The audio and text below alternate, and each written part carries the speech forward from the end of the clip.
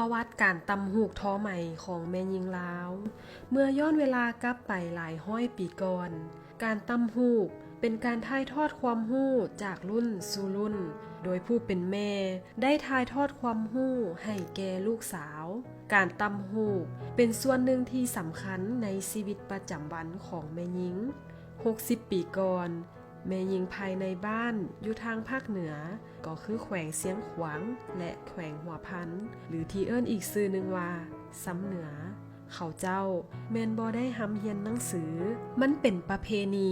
ที่คนในครอบครัวจะบ่ส่งลูกสาวไปเรียนหนังสือแต่ว่า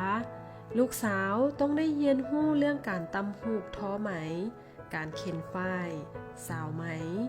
การปักแซวการปลูกมอนเลี้ยงมอนและเรียนรู้การย้อมสีธรรมชาติซึ่งความรู้เหล่านี้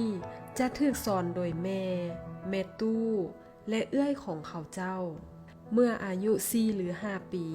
เด็กน้อยผู้หญิงจะเริ่มเรียนตำหูกและเรียนรู้อุปกรณ์ปักแซวเมื่ออายุ6-11 ปี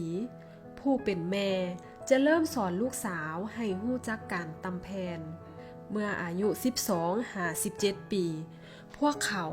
จะเริ่มตำแพนแพ้ที่มีลวดลายธรรมดาและเมื่ออายุ18 ปีขึ้นไปก็จะเริ่มเรียนรู้การตำลายผ้าที่ยากขึ้นพร้อมนั้น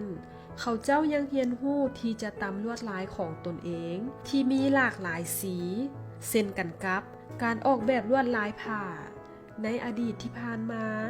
บรรดานักตำหูกได้ออกแบบลวดลายผ้าของเขาเจ้าโดยอิงใส่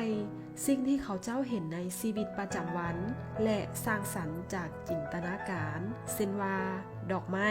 ต้นไม้ตัวสัตว์ธรรมชาติและเครื่องมืออื่นๆที่ใช้ในชีวิตประจำวันแต่ละลายมีความหมายที่แตกต่างกันออกไปที่สื่อถึงความเป็นลาวแต่ละรูปแบบสามารถเฮ็ดให้ผู้ตำหูกในแต่ละยุคสามารถปรับรูปลักษณ์แบบเดิมๆให้ทันสมัยตามความคิดและรสนิยมของผู้ตำแต่อดีตจนถึงปัจจุบัน